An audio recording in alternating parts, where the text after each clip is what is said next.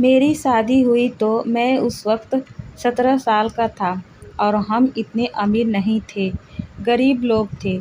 हम कई भाई थे। माँ बाप ने मुझे पढ़ने में ज़्यादा ध्यान ना दिया। मेरे दोस्त सारे पढ़ रहे थे तो मैं भी पढ़ना चाहता था, लेकिन घर की समस्याएं ऐसी थी कि मुझे बाहर निकल कर कमाना पड़ा। मेरे 3 भाइयों की शादी हो गई थी, उनके बच्चे भी थे, लेकिन वह गांव में ही खेती बाड़ी किया करते थे। मेरे माँ बाप को भाइयों के बच्चों का खर्चा भारी हो गया था। बड़े भाई के तो 5 बच्चे थे, वह भी खेती ही किया करते थे। उससे छोटे भाई के भी 3 बच्चे थे और तीसरे नंबर के भाई के तो शादी और मेरी शादी एक साथ कर दी गई थी।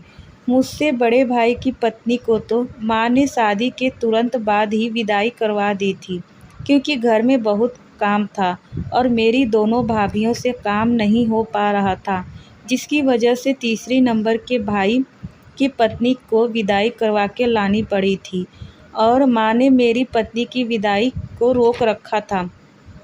माँ ने कहा, तू बाहर जाकर अच्छे से पैसे कमाएगा तो ही तेरी पत्नी की विदाई करवाएंगे। मुझे भी अपनी शादी से कोई दिलचस्पी नहीं थी। मेरी शादी तो ज़बरदस्ती कराई गई थी और मुझसे बड़ा भाई हम दोनों एक ही साथ काम कर रहे थे। मेरी शादी मेरी भाभी के कनीज से हुई थी। मेरी शादी में मेरे ससुराल वालों ने बहुत अच्छा दहेज दिया था। मैंने अपनी पत्नी को अभी तक नहीं देखा था। शादी के टाइम तो उसका मुंह ढका हुआ था, तो मैं उसका मुंह नहीं देख पाया था। सिंदूरदान के समय भी उसका मुंह ढका लिया गया था, जिसकी वजह से मैंने उसका मुंह तक ना देखा था कि वह देखने में कैसी दिखती है। हम दोनों भाइयों यहाँ मुंबई में साड़ियों की फैक्ट्री में काम करते थे। साड़ी की बुनाई करते थे और अच्छा रुपया कमा लेते थे और माँ के पास भेज दिया करते थे। मेरी माँ ने भाभी को भाई के साथ ही भेज दिया था और मैं अपने भाई भाभी के साथ अकेला रहता था। मेरी भाभी प्रेग्नेंट हुई तो भाभी ने माँ से पूछा कि मेरी कोई बहन नहीं, मैं अपने कजिन को यानी मैं अपनी देवरानी को अपने झांपी के लिए बुलाना चाहती हूँ। माँ ने कहा कि अभी उसका गबन नहीं हुआ है तो वह भला कैसे आ सकती है। भाभी ने कहा, कोई बात नहीं, गबन नहीं हुआ लेकिन शादी तो हो चुकी है ना, इसमें कौन सी बुराई है। और मैं यहाँ पर हूँ, ऐसा कुछ भी नहीं होगा। मैं आज तक अपनी पत्नी को नहीं देखा था और ना ही मुझे उसमें कोई दिलचस्पी थी। भाभी ने अपने कजिन को बुला लिया, यानी मेरी पत्नी को अपने पास बुला लिया था। मैं अपने काम से काम रखने वाला बंदा था। मैंने सिर्फ 10वीं तक पढ़ाई की थी और मुझे आगे पढ़ने का बड़ा शौक़ था, तो मैं यहाँ मुंबई में ही प्राइवेट ग्रेजुएशन कर रहा था और मैं काम के बाद अपने पढ़ाई में लग जाता था और रात देर तक साड़ियों की फैक्ट्री में ही काम करता रहता। उसके बाद घर आता तो नहा धोकर खाना खाकर अपने कमरे में घुसकर अंदर से कुंडी लगाकर उसके बाद मैं बाहर निकलता ही नहीं था। मेरी पत्नी को यहाँ आए 1 हफ्ता बीत चुका था। उसका और मेरा आमना सामना अभी तक नहीं हुआ था, क्योंकि मैं सुबह 4 बजे से उठकर फैक्ट्री में आ जाता और रात को काफ़ी देर रात अपने भाई के साथ ही घर जाता। मेरे भाई से मेरी पत्नी पल्ला किया करती थी, क्योंकि वह उसका जेठ लगता था। इसकी वजह से उसने मुझे कभी नहीं देखा था। मेरा खाना मेरी भाभी ही लाती थी। उनकी डिलीवरी का समय आया तो उन्हें अस्पताल में जाना पड़ा। मेरी पत्नी भी मेरी भाभी के साथ ही थी, लेकिन मेरी पत्नी घर भी संभाल रही थी और भाभी को भी संभाल रही थी। भाभी को अस्पताल में भर्ती रहने के बाद आज पहली बार मेरी पत्नी मेरे लिए खाना लेकर आई, पर मैंने उसको देखा भी अच्छा ना समझा। मैं उससे गुस्सा रहता था, क्योंकि मुझे ऐसा लगता था यही सबकी जड़ है। अगर यह ना होती तो मेरी शादी भी ना होती और मैं पढ़ाई कर रहा होता। उसने अपने चेहरे पर पल्ला किया हुआ था। मैंने कहा, यहाँ रख दो और जाओ, मैं खा लूँगा। पर वह गई नहीं, चुपचाप खड़ी रही। उसने कहा, क्या बात है, तुमने आज तक मुझे देखा नहीं और ना ही तुम मुझसे मिले हो। क्या मैं तुम्हें पसंद नहीं हूँ? मैंने कहा, पसंद और नापसंद की बात ही नहीं है। यह शादी मेरी मर्जी से नहीं हुई है। मैं अभी शादी नहीं करना चाहता था। माँ बाप ने ज़बरदस्ती मेरी शादी तुमसे करवा दी। मैं अभी पढ़ना चाहता था। उसने कहा, आप पढ़ना चाहते थे तो पढ़ लेते, लेकिन शादी पढ़ाई में रुकावट थोड़ी न बनती है। मैंने सुना है कि आप अभी भी तो पढ़ाई कर रहे हैं और काम भी करते हैं, तो क्या आपको किसी ने अभी तक रोका है? मैंने कहा, नहीं। फिर उसने कहा, अगर आप मुझे देख लोगे तो क्या आपकी पढ़ाई नहीं हो पाएगी? मैंने कहा, फालतू बात मत करो, मुझे पढ़ने से कोई नहीं रोक सकता। उसने तुरंत अपने चेहरे से कपड़ा हटाया और मेरे पैरों को छुआ। मैंने उसे आशीर्वाद भी ना दिया। देखने में वह बिल्कुल ठीक-ठाक थी, गोरी थी, लेकिन उसके बात करने का अंदाज़ से ऐसा लगता था उसकी उम्र बहुत ज़्यादा है। शायद वह उम्र में मुझसे बड़ी ही थी। उसकी उम्र शायद मुझसे 6 साल बड़ी होगी। वह बिल्कुल भी निश्चौल लग रही थी और मैं सिर्फ़ 17 साल का लड़का था। मैंने उससे कहा, अभी हमारा गबन भी नहीं हुआ। उसने कहा, कोई बात नहीं, हमने कौन-सा बच्चा पैदा करना है, अभी तो तुम्हें पढ़ना है और मुझे आपको खुश रखना है। उसकी बातों से मुझे अजीब महसूस हो रहा था। वह क्या कह रही थी, मुझे कुछ समझ नहीं आ रहा था। तुरंत उसने मुझे अपने हाथों से खाना खिलाना शुरू किया।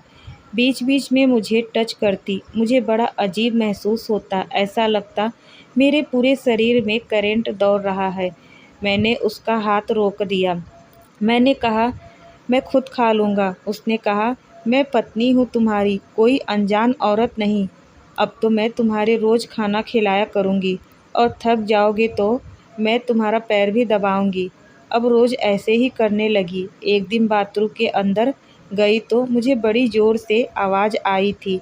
शायद वह अंदर गिर गई थी। मैं जल्दी से भागा। उसने दरवाज़ा को लॉक भी नहीं किया था। मैं सीधा बाथरूम के अंदर गया था। वह पूरी भीगी पड़ी थी। उसका एक-एक अंग उभर कर बाहर को दिखाई दे रहा था।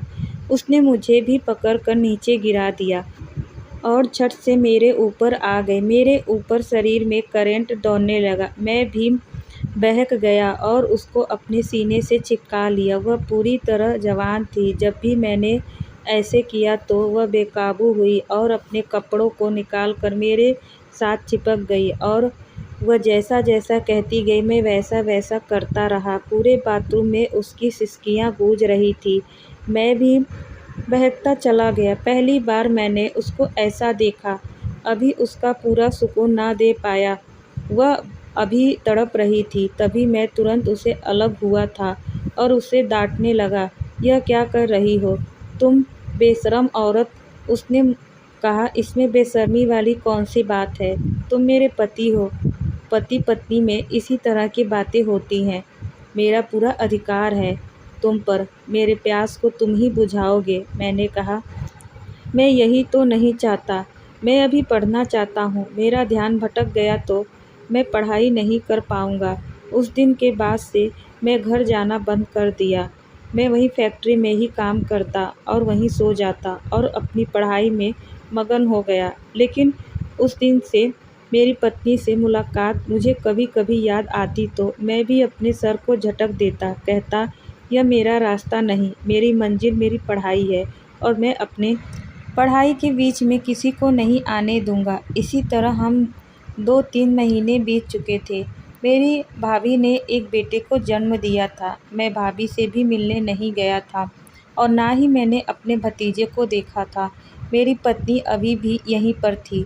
जब भाई ने मुझे कहा कि आज घर में हवन है और बच्चे का नामकरण और तुम्हें ज़रूर आना होगा, या तो फैक्ट्री से छुट्टी ले लो, घर में और भी काम है जो तुम्हें संभालना है, खाना-पीना, रिश्तेदारों को संभालना। गाँव से मम्मी-पापा, भैया-भाभी भी आएंगे। बहुत सारे काम होंगे। तुम्हें हमारी मदद करनी होगी। मैं मजबूर था, मुझे जाना पड़ा था, लेकिन एक डर ख़त्म हो गया था क्योंकि इतनी भीड़ में मेरी पत्नी मुझे कुछ नहीं कह सकती थी। मैं घर गया तो अपने काम में बिज़ी हो गया। मैंने उससे कोई बात नहीं की। वह बार बार मेरे पास आती, मेरा खाना, कपड़ा, हर चीज़ का ध्यान रखती, लेकिन मैंने उसको एक नज़र उठाकर भी नहीं देखा, ना ही उससे कोई बात की। किसी ने भी कुछ ना कहा, लेकिन जब मेरी माँ जाने लगी तो भाभी ने कहा कि माँ जी, अब देवर की पत्नी को विदाई करवाकर देवर के साथ रखो, क्योंकि अब देवर का काम नहीं कर सकती, मेरा छोटा बच्चा है। मैं गुस्से में हो गया। मैंने कहा, कौन सा तुम मेरा काम करती हो? मैं तो यहाँ आता ही नहीं हूँ, मैं तो फैक्ट्री में ही रहता हूँ। मुझे अपनी पत्नी की विदाई नहीं करवानी, मुझे पढ़ाई करनी है। तुम लोगों ने शादी अपनी मर्जी से की है, तो विदाई भी अपनी मर्जी से करवाओगे। माँ ने भी कुछ न कहा, पर कहा कि अगर तुम अपनी पत्नी को साथ रखोगे तो तुम्हारा हर काम करेगी, तुम सिर्फ पढ़ाई करना, अपने काम पर ध्यान देना। मैंने कहा, नहीं, मेरा ध्यान बँट जाएगा, मैं अभी इस काबिल नहीं हूँ। मैं साफ मना कर दिया और मैं वहाँ से अपने फैक्ट्री में चला गया। इस बारे में कोई बात ही नहीं करना चाहता था और ना ही अभी मैं अपनी पत्नी के साथ रहना चाहता था। मेरी पत्नी को मेरा फ़ोन नंबर पता चल गया था और मुझे हर रोज़ कॉल करती, पर मैं कभी उसका फ़ोन नहीं उठाता था। मैंने अपनी पत्नी की वजह से अपना नंबर ही बदल लिया था। इसी तरह 5 साल बीत गए। मैंने अपनी पढ़ाई में बहुत मेहनत की और मैं रेलवे की नौकरी भी हासिल की। मैं एक कामयाब इंसान बन चुका था। मैं अपनी पत्नी को पूरी तरह भूल चुका था। मेरे रेलवे लाइन में ही एक टिकट अकाउंट पर एक ही लड़की थी जो मुझे बहुत अच्छी लगने लगी थी। मैं उसे पर बहुत पैसे खर्च करता, उसे गिफ्ट देता। एक दिन मैंने उसे प्रपोज़ कर दिया। उसने तो पहले मुझे नखरे किया, फिर उसने मेरा प्रपोज़ एक्सेप्ट कर लिया। उसे उस दिन हम एक होटल में एक कमरा लेकर एक दूसरे के बाहों में थे। आज मैं अपनी मर्ज़ी से, अपनी चाहत से उसके सारे पर्दे खोलना चाहता था और मैं एक-एक करके उसके सारे कपड़े को अलग करता गया। आज मैं अपना वह सारा मर्दानगी उसे दिखाना चाहता था। रूबीना भी मेरे प्यार के लिए तड़प रही थी। उसने भी मेरा भरपूर साथ दिया था। हम दोनों जिस्म एक जान हो गए थे। मैंने उसको यह नहीं बताया था कि मैं शादीशुदा हूँ। उस लड़की ने मुझे 3 सालों तक अपने पीछे भगाया। उसके बाद उसने मुझसे शादी कर ली। हम दोनों बहुत खुश थे। माँ मुझे बार बार कहती कि तू अपनी पत्नी को ले जा, तेरे ससुराल वाले बहुत सवाल करते हैं। मैं अपने घरवालों को नहीं बताया था कि मैं यहाँ शादी कर ली है। माँ कहती, तेरे ससुराल वाले बहुत तंग करते हैं, कहते हैं मेरी बेटी की विदाई क्यों नहीं करवाते और हमारे दामाद को सामने क्यों नहीं लाए। मैंने कहा, माँ, जब भी शादी करने के लिए मना कर रहा था तब तो आपने ज़बरदस्ती शादी करवाई। अब मुझे नहीं पता कि आप क्या करोगी। विदाई करवानी है तो करवा लो, पर मैं नहीं आऊँगा। अब मेरी पहली शादी को 14 साल बीत चुके थे और दूसरी शादी को 4 साल हुए थे, लेकिन मेरी दूसरी पत्नी से कोई औलाद नहीं हुई थी। शायद हमें अभी ज़रूरत भी नहीं थी। मैं अपनी दूसरी पत्नी को बहुत चाहता था। वह मेरी पसंद थी। मैं घर में कोई आधे से ज़्यादा काम कर लिया था। उसकी मोहब्बत में अपनी दूसरी पत्नी के सारे नखरे उठाता था। मेरे पैरों तले से ज़मीन तब खिसकी जब मेरे घर वाले और मेरी पहली पत्नी के भाई मेरी पत्नी को लेकर मेरे दरवाजे पर आए। मेरी तो हवाइयाँ उड़ गई थी। मैं बिल्कुल हैरान परेशान हुआ था, क्योंकि मैं अपनी दूसरी पत्नी को यह बात कभी बताया ही नहीं था और ना ही बताने वाला था।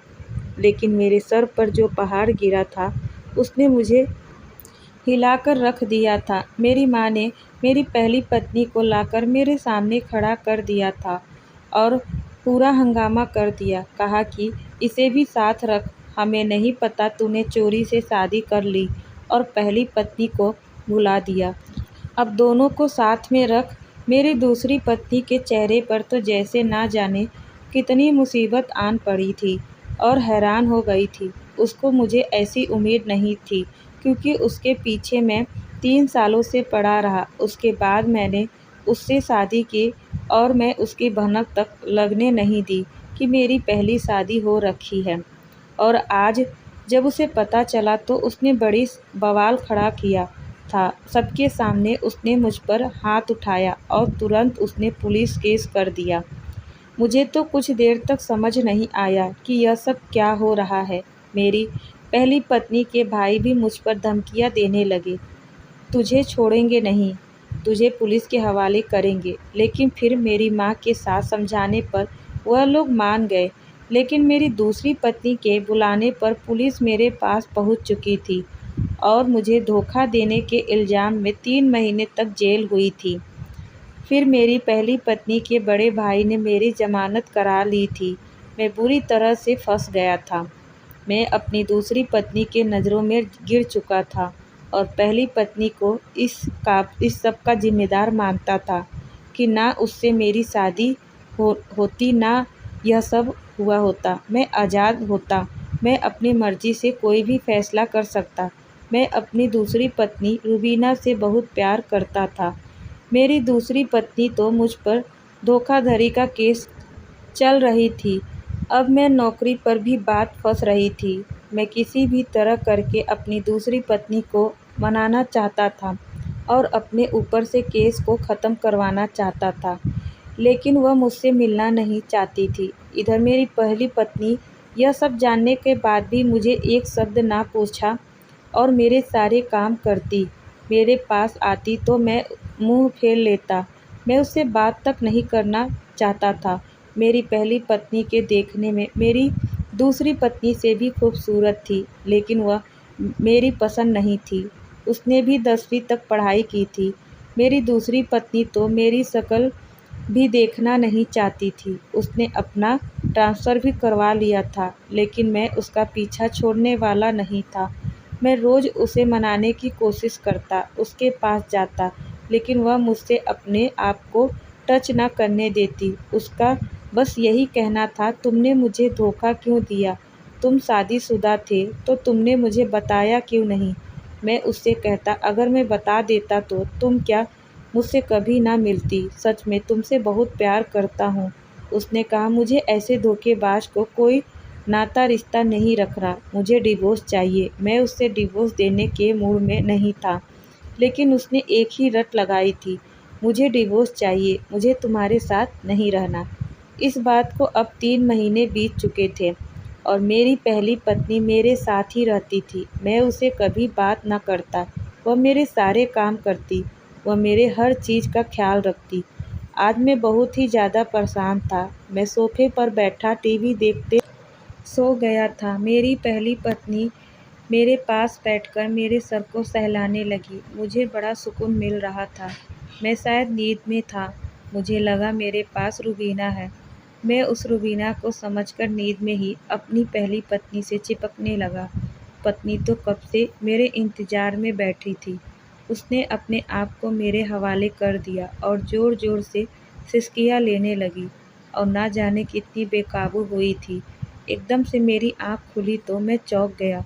फिर मैं रुका नहीं, 3 साल की दूरियों को मिटाने लगा। आज मुझे बड़ा ही सुकून मिल रहा था। मेरी पहली पत्नी रूबीना के नेचर को ज़मीन आसमान का अंतर था। पहली पत्नी कभी मुझसे बहस नहीं करती थी और रूबीना हर बात पर मुझे जज करती रहती थी। तो मेरे पीछे पड़े थे। तुम्हारे जैसे तो मैं न जाने कितने रिजेक्ट कर दिए थे। आज मैं उन सारी बातों को सोच रहा था।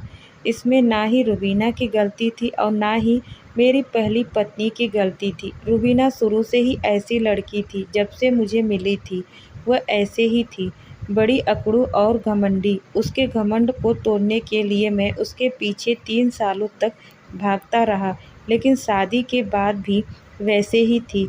वह बात-बात पर मुझे नीचा दिखाती और कहती, तुम ही मेरे पीछे पड़े थे, और जिसे मैं पूछता तक नहीं था वह मेरे सारे काम करती। बिना बोले मैंने उस दिन पहली पत्नी से पूछा, जब मैं तुम्हें भूल बैठा था तो तुम्हें कोई लड़का पसंद नहीं आया? मेरी पत्नी ने कहा, नहीं, जब से मेरी शादी तुमसे हुई उसके बाद मैंने सारी दुनिया भूल बैठी, और जब मैं तुमको देख लिया था उसके बाद तो मैं एक दिन भी तुम्हें अपने आप से अलग ना कर पाई। उस एक रात को मैंने पूरी ज़िंदगी के लिए संभाल लिया था। जब पहली बार तुमने बाथरूम में मेरे साथ वह सब किया था। उसके बाद तुम कभी ना मिले, लेकिन मैं उस दिन से को हर रोज़ याद करती और ताज़ा करती। और आज भगवान ने हमारी सारी प्रार्थनाएं स्वीकार कर लिए हैं। देखो, तुम मेरी बाहों में हो। तुमने जो भी किया वह तुम्हारी नादानी थी, तुम्हारी अकड़ थी। मैं उम्र में तुमसे पूरे 6 साल बड़ी हूँ। जब तुम्हारी शादी मेरे साथ हुई थी, उस वक्त तुम 17 साल के थे, मैं 22 साल की थी। मेरे घर वालों ने रिश्ता मिलाने में मेरी उम्र छुपा ली थी और तुम्हारे साथ मेरी शादी हो गई थी। लेकिन शादी में तो मैं तुम्हें नहीं देखा था।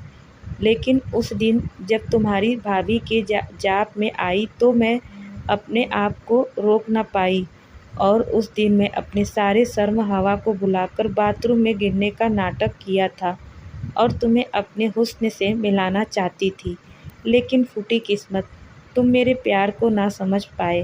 कामयाबी की मंजिल तक तय करने के लिए मुझे भूल बैठे। जब मुझे पता चला कि तुमने दूसरी शादी कर ली, तभी मैंने कसम खाई थी कि जो भी हो जाए मैं अपने पति परमेश्वर के बिना नहीं रह सकती। उनके साथ ही रहूँगी, चाहे वह अपने दिल में मुझे जगह दे या न दे, लेकिन अपने घर में एक कोने में मुझे जगह दे दे। मुझे तुम्हारी दूसरी पत्नी से कोई आपत्ति नहीं थी। आप चाहो तो उसके साथ रह सकते हो, क्योंकि तुम्हारा दिल उसके अंदर है और मेरा दिल तुम्हारे अंदर है। तो मैं कैसे तुम्हारे खिलाफ जाती। तुम अगर चाहो तो मैं भी कुछ काम कर सकती हूँ तुम्हारा। हाथ बटा सकती हूँ। मेरे अंदर टैलेंट होना है। मैं अच्छे डिज़ाइन में साड़ियाँ बुनाई कर सकती हूँ, लखनऊ कढ़ाई कर सकती हूँ। मैं अपनी पत्नी को बातें सुनी तो मेरे पैरों तले से ज़मीन निकली थी। वह मुझे कितना चाहती थी, मैं उसको कितना गलत समझ रहा था। असली प्यार तो उसने ही किया था। उसको मुझे कोई भी लालच भी नहीं था। वह तो प्यार का समुद्र थी। मैंने उसको बाहों में भर लिया और उसे अपनी माफ़ी मांगा। गलती तो रुबीना का भी नहीं था। मैंने उसे डिवोर्स देने की ठान ली। डिवोर्स पेपर पर साइन करके आज कोर्ट में पहुंचा और आज रुबीना भी कोर्ट में आई थी। उसने मुझ पर धोखाधड़ी और रेप का केस किया था। मैंने उसे डिवोर्स दिया और 12 लाख रुपए जुर्माना दिए, और उस दिन से मैं रुबीना को सेटअप कर ख़त्म हुआ। उसके बाद मैं कभी रुबीना से नहीं मिला और उसे अपनी गलतियों का माफ़ी मांगी। मैं पहली पत्नी से अब बातें करने लगा था, उसकी पसंद को पूछने लगा था, उसके साथ उसके काम में हाथ बटाने लगा था, लेकिन वह अपने किसी भी काम को हाथ लगाने नहीं देती रहती। मुझे पाप लगेगा। मैं तो तुम्हें भगवान से मांगा है और मैं अपने भगवान से कोई काम नहीं करवाना चाहती। बस तुम मेरी नज़रों के सामने रहो। मुझे उससे ज़्यादा कुछ नहीं चाहिए। मैं धीरे धीरे अपने आप को समझाने लगा, क्योंकि इसमें गलती मेरी भी नहीं थी। मैं उस वक्त नादान था। जब मेरी शादी हुई और जब मैं समझदार हुआ, उस लायक बना, तब रुबीना मेरे सामने थी। मुझे लगा यही मेरी मोहब्बत है। सच्ची मोहब्बत को समझ नहीं पाया था। सच्ची मोहब्बत तो मेरी पहली पत्नी है थी। वह मेरी मोहब्बत के लिए डिजर्व करती थी। वह सब कुछ जानने के बाद भी मुझसे मोहब्बत का दावा कर रही थी। रुबीना एक पढ़ी लिखी और खुले मिजाज की लड़की थी। वह हर रोज़ हर चीज़ को बड़ी बारीकी से परखती थी। वह अपने इस हुनर में नाकाम हुई थी, इसलिए उसने मुझे माफ़ ना किया। डिवोर्स के तुरंत बाद उसने अपने पुराने कॉलेज दोस्त से ही शादी कर ली, क्योंकि वह कॉलेज से ही उससे प्यार करता आया था। लेकिन उसकी नौकरी ना होने की वजह से उसने उससे शादी नहीं की थी, और मैं जबकि उसके साथ ही नौकरी करता था, इसीलिए उसने मेरे प्रपोज़ल को एक्सेप्ट किया था। आप जबकि उसकी अपनी शादी में धोखा मिला तो उसने अपने पुराने लवर से ही शादी कर ली और वह मुझे दोबारा कभी ना मिली। मैं भी रुबीना को पूरी तरह भुला दिया और अपनी पहली पत्नी को स्वीकार कर उसे वह सारा प्यार देने लगा जिसकी वह हकदार थी। आज मेरी पहली पत्नी ने मेरे बच्चे को जन्म दिया, वह भी लड़का, और बहुत ही खूबसूरत है। बिल्कुल मेरी पहली पत्नी जैसी है, लेकिन उसने मेरे बेटे का मेरे ही नाम पर रखा है। रहती है, मेरे इस नाम की निशानी है तो मेरे ही नाम होगा। तो दोस्तों, यह थी मेरी आज की कहानी आप लोगों को कैसी लगी हमें कमेंट में अपना राय ज़रूर बताइएगा। और ऐसे ही कहानी मैं लाती रहूँगी, बस आप लोग मेरे इस कहानी को लाइक शेयर सब्सक्राइब चैनल को ज़रूर करिएगा। धन्यवाद।